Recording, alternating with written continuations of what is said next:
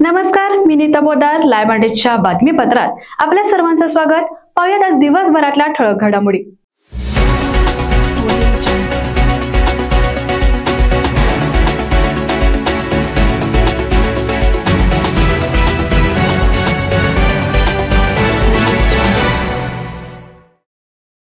आगामी काळामध्ये पक्ष बांधण्यासाठी तसेच पक्ष वाढीसाठी काँग्रेस प्रदेशाध्यक्ष हर्षवर्धन सपकाळ यांनी प्रत्येक जिल्ह्याची जबाबदारी ही निरीक्षकांवर दिली आहे. कोल्हापूर जिल्हा आणि शहराची निरीक्षक पदाची जबाबदारी संजय बालगुडे यांच्याकडे देण्यात आली आहे. या पार्श्वभूमीवर संजय बालगुडे यांनी आज काँग्रेस पक्षाच्या पदाधिकाऱ्यांशी आणि कार्यकर्त्यांशी बैठक घेत संवाद साधला. येणाऱ्या काळामध्ये कोल्हापूर जिल्हा काँग्रेस पक्ष वाढीसाठी प्रयत्न करणार असल्याचं त्यांनी सांगितलं. तसेच स्थानिक स्वराज्य संघटनांच्या निवडणुका होणार की नाही हे अजून स्पष्ट झालेलं नाही.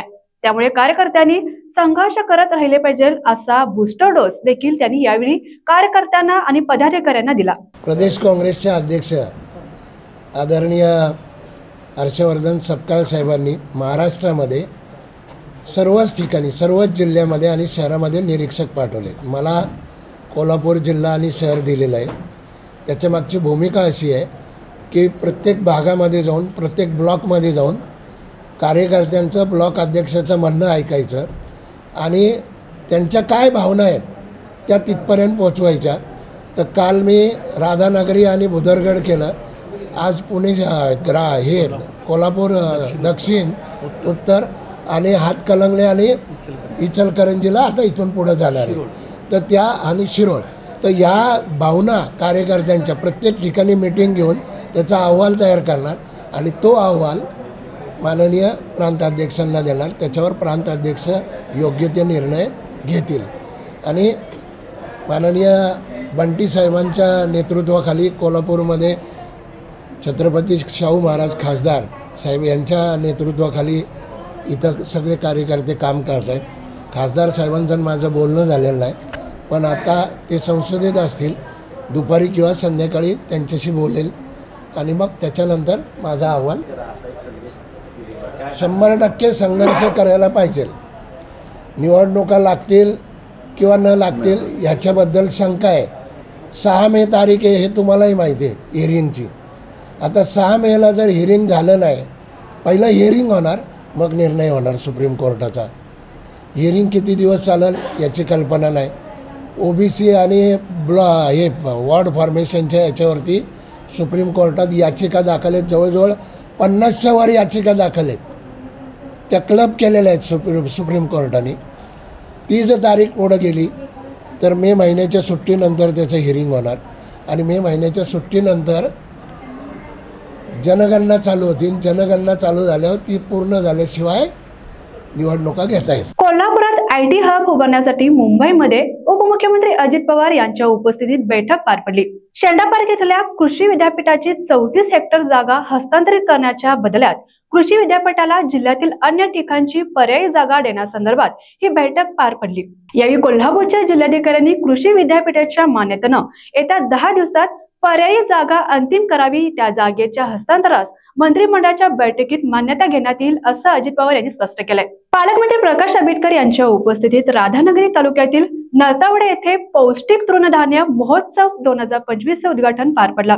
सर्वसामान्यांच्या आरोग्याला आवश्यक असणाऱ्या सर्व पौष्टिक आहारासाठी या तृणधान्य महोत्सवामार्फत चांगलं काम होईल असं प्रतिपादन पालकमंत्री प्रकाश आंबेडकर यांनी केलंय. पौष्टिक तृणधान्य महोत्सव म्हणजे मिलेट महोत्सव ज्याला आपण म्हणतोय, केंद्र शासनानं अत्यंत महत्त्वपूर्ण अशा पद्धतीचे काही टार्गेटेड प्रोग्राम आहेत. त्याच्यामध्ये सर्वसामान्य माणसाच्या आरोग्याला अत्यंत चांगल्या पद्धतीने आवश्यक असणाऱ्या अशा सर्व पौष्टिक आहारामध्ये या सगळ्या मिलेट महोत्सवाच्या निमित्तानं अत्यंत चांगल्या पद्धतीनं एक अतिशय चांगलं काम होणार आहे. यासाठी कृषी विभागाच्या वतीनं संपूर्ण देशभर अशा पद्धतीचे कार्यक्रम महोत्सवांच्या माध्यमातून प्रबोधन, प्रसिद्धी, प्रचार आणि लोकांच्या आचरणात आणि विशेषतः त्यांच्या आहारामध्ये सुद्धा या सगळ्या मिलेटचा उपयोग व्हावा याच उद्देशाने या कार्यक्रमाचं आयोजन केलं जातं. राधानगरी तालुक्यामध्ये सुद्धा जिल्ह्यातल्या सर्व कृषी विभागाच्या वतीनं अत्यंत चांगल्या पद्धतीने हा कार्यक्रम होतो आहे, ज्याचा उपयोग एका बाजूला सर्व शेतकऱ्यांच्यासाठी, कारण अलीकडच्या काळामध्ये ऊसाची शेती करण्याकडं, आर्थिक फायद्याची शेती करण्याकडं लोकांचा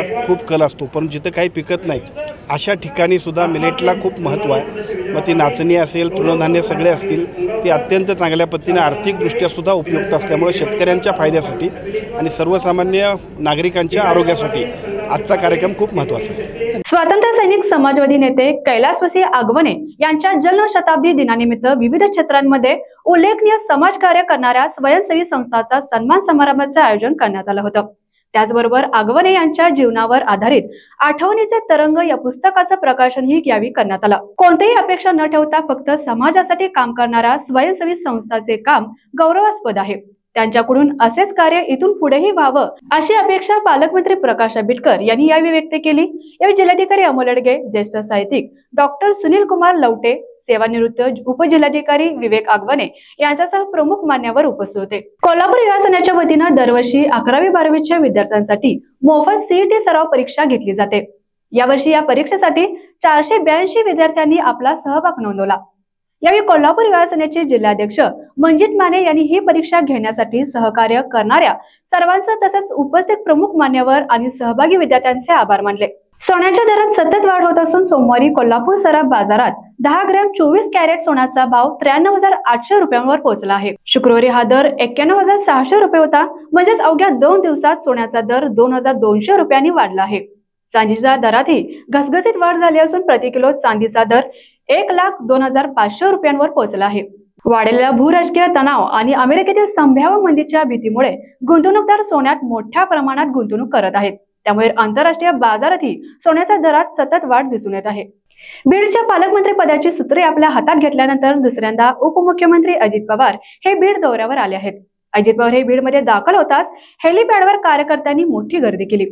हेलिपॅडवरील गर्दी पाहून अजित पवार हे चांगलेच संतापल्याचं पाहायला मिळालं. कार्यकर्ते हेलिपॅडवर आल्यानं थेट त्यांनी SP-ना सर्वांसमोर सुनावलं. हे असले अजिबात कोणाचे लाड झाले नाही पाहिजे, मग ते कोणीही असो. ते बेल्टच्या खाली आले असे कुठे असते का राव? मी महाराष्ट्रात फिरतो पण अशी बेशिस्त कुठेही बघितली नाही असे म्हणत त्यांनी SP-ना धारेवर धरलं. सध्या उपमुख्यमंत्री अजित पवारांचा हा व्हिडिओ सोशल मीडियावर चांगलाच व्हायरल होतोय.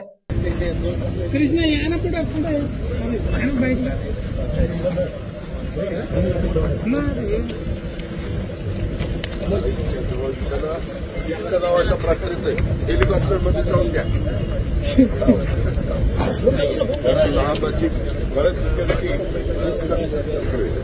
दिवसभर आपल्याला परेशानी अजिबात पुढे लाड पुढे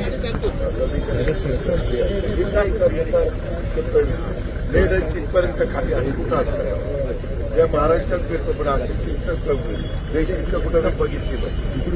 सरकार सांगायचं दादांना आवडत नाही इथं फार आतमध्ये चालले सगळे. तुम्ही पण काही बोलत नाही. झालं सुरू का? कामाला येतो, काम करू द्या ना. संध्याकाळी 5:30ला फ्रेंड्स आहे ना, 5ला का 5:30ला तेव्हा कोण. अंतराळातून भारताचं अद्भुत दर्शन झालं अशा शब्दात अंतराळात दीर्घकाळ राहून पृथ्वीवर परतलेल्या अंतराळवीर सुनीता विल्यम्स यांनी देशाचं वर्णन केलं. याशिवाय आपल्या वडिलांच्या मातृभूमीला भेट देऊन तेथील लोकांसमोर अंतराळ शोधाबाबतचे अनुभव मांडणार आहे असे सुतोवाचही त्यांनी यावेळी केला. आंतरराष्ट्रीय अंतराळ स्थानकात असताना तेथून भारत कसा दिसला हा प्रश्न सोमवारी झालेल्या पत्रकार परिषदेत विल्यम्स यांना विचारण्यात आला. त्यावेळी त्यांनी अंतराळातून दिसणाऱ्या भारताचे रसभरीत वर्णन केलं.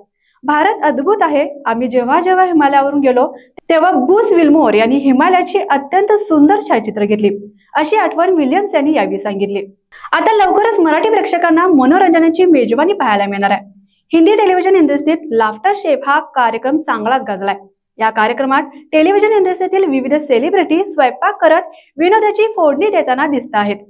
आता लवकरच या लाफ्टर शेफची थीम मराठीमध्ये दिसणार आहे. स्टार प्रवाहावर सिट्टी वाजली रे हा कार्यक्रम सुरू होणार आहे. या कार्यक्रमाचा प्रोमो नुकताच रिलीज झालाय. या प्रोमोमध्ये अमय वाघ हा शोचं सूत्रसंचालन करताना दिसत आहे. या भन्नाट कार्यक्रमात निक्की तांबोली, विजय पाटकर, आशिष पाटील, प्रियदर्शन जाधव, माधुरी पवार, संकेत पाठक असे अनेक कलाकार सहभागी होणार आहेत. तर या होत्या आजच्या ठळक घडामोडी. अशाच नवनवीन घडामोडी पाहण्यासाठी पाहत राहा लाईव्ह मराठी.